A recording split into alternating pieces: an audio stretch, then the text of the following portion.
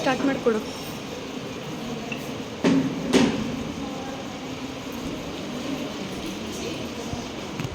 ಎಲ್ಲರಿಗೂ ನಮಸ್ಕಾರ. ಭೂಮಿ 3 ಭಾಗ ನೀರಿನಿಂದ ಆವೃತವಾದರೂ ಶೇಕಡ 3ರಷ್ಟು ನೀರು ಮಾತ್ರ ಮಾನವ ಬಳಸಲು ಸೂಕ್ತವಾಗಿವೆ. ಅಪ್ಪ ಅಮ್ಮಂದಿರ ಕಾಲದಲ್ಲಿ ನೀರಿನ ಸೆಲೆಗಳು ತುಂಬಿ ತುಳುಕುತ್ತಿದ್ದವು, ಚಿಲುಮೆಗಳು ಚಿಮ್ಮುತ್ತಿದ್ದವು. ಆದರೆ ಇಂದು ಮಾನವನ ಸ್ವಾರ್ಥದ ಇವು ಕಣ್ಮರೆಯಾಗುತ್ತಿವೆ. ಮುಂದೊಂದು ದಿನ 3ನೇ ಜಾಗತಿಕ ಯುದ್ಧ ನಡೆಯುವುದು ಈ ನೀರಿಗಾಗಿ ಎಂಬ ದೃಢವಾಗಬಹುದು. ಹನಿ ಹನಿ ನೀರನ್ನು ಉಳಿಸುವ ಪ್ರಯತ್ನ ಮಾಡಿ ನವಪೀಳಿಗೆಗೆ ಮಾದರಿಯಾಗುವ ಧ್ಯೇಯವನ್ನು ಸ್ವಾಮಿ ವಿವೇಕಾನಂದ ರಾಷ್ಟ್ರಶಿಕ್ಷಣ ರೂಪಕದ ಮೂಲಕ ಪ್ರಸ್ತುತಪಡಿಸಲಿದ್ದಾರೆ. ಇದೇನಮ್ಮ ನೀರು ಅತ್ಯಂತ ಅಮೂಲ್ಯವಾದದ್ದು. ಇದನ್ನು ಏಕೆ ಕೋಲ್ಕೊಳ್ತಾ ಇದ್ದೀರಲ್ಲಮ್ಮ ನೀವು? ಹೇಳಮ್ಮ, ಇಲ್ಲಿ ನೀರನ್ನ ಮಿತವಾಗಿ ಬಳಸಿ ಉಳಿಸ್ಬೇಕಮ್ಮ.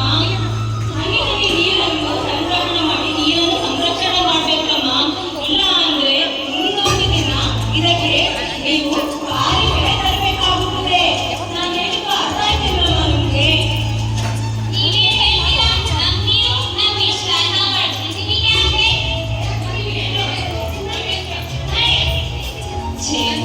ನಿಮಗಾದ್ರೂ ತಿಳಿದಿಲ್ಲಮ್ಮ ನಾನು ಹೇಳಿದ್ದು?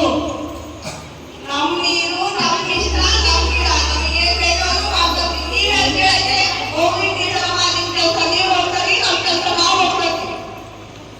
ಅಯ್ಯೋ ಭಗವಂತ, ಈ ಜನಕ್ಕೆ ಏನು ಬರುತ್ತೋ ಗೊತ್ತಿಲ್ಲ. ಈ ಜನಕ್ಕೆ ನೀರಿನ ಬೆಲೆನೇ ಗೊತ್ತಿಲ್ಲ. ಮುಂದೊಂದಿನ ದುಡ್ಡು ಕೊಟ್ಟೆ ಚಿನ್ನ ಬೆಳ್ಳಿ ಒಡವೆ ಕಷ್ಟ ಎಲ್ಲವನ್ನೂ ಕೊಂಡ್ಕೋಬಹುದು. ಆದ್ರೆ ಮುಂದೊಂದಿನ ದುಡ್ಡು ಕೊಟ್ಟೆ ಒಂದು ಹನಿ ನೀರು ಸಿಗದೇ ನೀರನ್ನು ವ್ಯರ್ಥ ಮಾಡಲ್ಲಮ್ಮ, ನೀರನ್ನು ವ್ಯರ್ಥ ಮಾಡೋದೇ ಇಲ್ಲ. ಅಯ್ಯೋ ಸಾವಿರವೇ ಅಣ್ಣಂದ್ರ, ಏನಿದು ನೀರನ್ನ ಈ ರೀತಿ ವ್ಯರ್ಥ ಮಾಡ್ತಾ ಇದ್ದೀರಾ? ನೀರನ್ನು ವ್ಯರ್ಥ ಮಾಡೋದು ತಪ್ಪಲ್ವಾ ಸಾಕವೇ? ನಮ್ಮ ನೀರು, ನಮ್ಮ ಕಾಲ, ನಮ್ಮ ಇಷ್ಟ. ದೇವರ ಹೇಳಕ್ಕೆ ಹೋಗಿ ಟೀಚರ್ ಅಮ್ಮ, ನಿಮ್ಮ ಕೆಲಸ ನೀವು ನೋಡ್ಕೊಳ್ಳಿ. ಏನು ಸೌಕರ್ಯ? ನಿಮ್ಮಿಲ್ಲ ನಿಮ್ಮೀರು ಎಲ್ಲಿಂದ ಬರುತ್ತೆ ಸೌಕರ್ಯ? ಸಾವಿರಾರು ಅಡಿ ಬೋರ್ವೆಲ್ ಪರಿಸಿ ಅಲ್ಲಿಂದ ನೀರು ತೆಗಿತಾ ಇದ್ದೀನಿ. ಏನು ಸಾವಿರಾರು ಅಡಿ ಕೊಳವೆ ಬಾವಿಯಿಂದ ನೀರು ತೆಗಿತೀರಾ? ಅಲ್ಲಿಯೂ ಸಹ ನೀರು ಖಾಲಿ ಆದ್ರೆ ಏನ್ ಮಾಡ್ತೀರಾ? ಛೇ, ಹೌದಲ್ವಾ?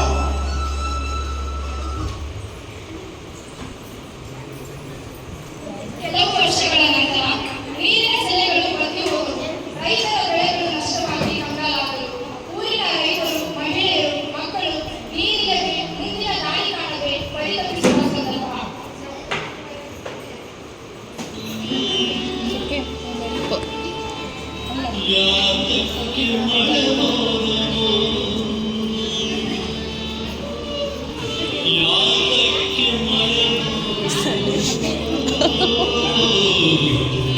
ಅಣ್ಣ ಫುಲ್ ಇನ್ವಾಲ್ವ್.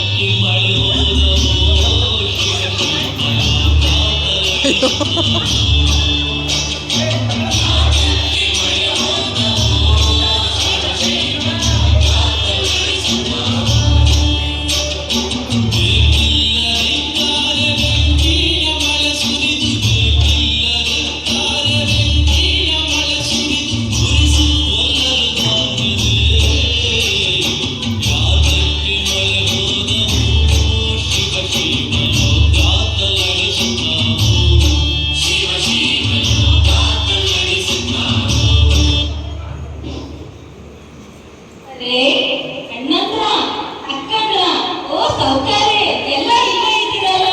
ಯಾಕೆ ಹಿಂಗಿದ್ದೀರಾ? ಯಾಕೆ ಏನಾಯ್ತು? ಏನ್ ಹೇಳೋದು ಟೀಚರ್ ಅಮ್ಮ, ಕುಡಿಯೋಕ್ಕೂ ನೀರಿಲ್ಲ,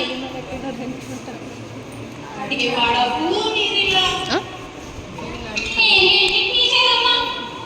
ಕುಡಿಯೋಕ್ಕೂ ನೀರಿಲ್ಲ. ಏನ್ ಹೇಳೋದು ಟೀಚರ್ ಅಮ್ಮ? ಬಟ್ಟೆ ತೊಳೆಯೋಕ್ಕೂ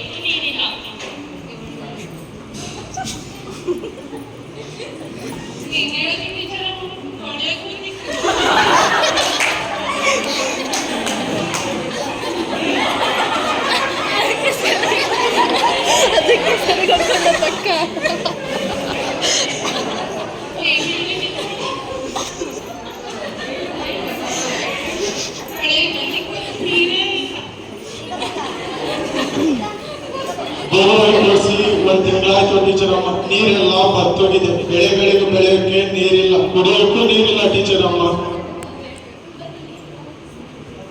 ಅಯ್ಯೋ ಟೀಚರ್ ಅಮ್ಮ, ಏನಂತ ಹೇಳಿ, ಮಳೆ ಬಂದು ಸುಮಾರು ವರ್ಷ ಆಯ್ತು, ಕೆರೆಯಲ್ಲಿ ಒಂದು ತೊಟ್ಟೂ ನೀರಿಲ್ಲ.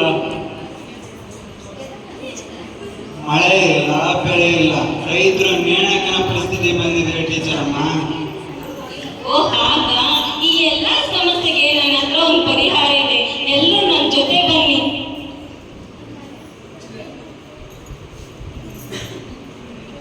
ಓ ಅಣ್ಣಂದ್ರ, ಅಕ್ಕಂದ್ರ, ನೋಡಿಲ್ಲಿ ನಮ್ಮ ಮನೆಯ ಮೇಲೆ ಬೀಳುವಂತಹ ಮಳೆ ನೀರನ್ನು ಮಳೆ ನೀರು ಕೊಯ್ಲು ನಿರ್ಮಿಸಿ ಒಂದು ಹನಿಯು ನೀರು ಸಹ ವ್ಯರ್ಥವಾಗದಂತೆ ತೊಟ್ಟಿಯಲ್ಲಿ ನೀರನ್ನು ಸಂಗ್ರಹಣೆ ಮಾಡಿಕೊಂಡು ನೀರನ್ನು ಬಳಕೆ ಮಾಡ್ತಾ ಇದ್ದೇನೆ ನಾನು.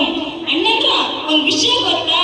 ಹರಿವ ನೀರನ್ನು ನಡೆಸು, ನಡೆವ ನೀರನ್ನು ನಿಲ್ಲಿಸು, ನಿಂತ ನೀರನ್ನು ಇಂಗಿಸು ಎಂಬಂತೆ ನಮ್ಮ ಜಮೀನಿನಲ್ಲಿ ಬೀಳುವಂತಹ ಮಳೆ ನೀರನ್ನು ಇಂಗು ಗುಂಡಿಯನ್ನು ನಿರ್ಮಿಸಿ ನೀರನ್ನು ಸಂರಕ್ಷಣೆ ಮಾಡ್ತಾ ಇದ್ದೀನಿ. ಹಾಗೆ ಅದ್ರ ಜೊತೆಗೆ ಬೋರ್ವೆಲ್ ಬ್ಯಾಟರಿಗಳನ್ನು ಫಿಕ್ಸ್ ಮಾಡಿ ಅಂತರ್ಜಲದ ಸೆಲೆಗಳು ಕುಗ್ಗಿ ಹೋಗದಂತೆ ಇಂಗದಂತೆ ನೋಡಿಕೊಳ್ತಾ ಇದ್ದೀನಿ. ಈ ರೀತಿಯಾಗಿ ನಮ್ಮ ಎಲ್ಲಾ ರೈತರು ತಮ್ಮ ಹೊಲದಲ್ಲಿ ಇಂಗು ಗುಂಡಿಯ ವಿಧಾನಗಳನ್ನು ಅಳವಡಿಕೆ ಮಾಡ್ಕೋಬೇಕು ಎಂದು ನಮ್ಮ ಘನ ಸರ್ಕಾರ ರೈತರಿಗೆ ಧನ ಸಹಾಯ ಮಾಡುತ್ತದೆ ಎಂದು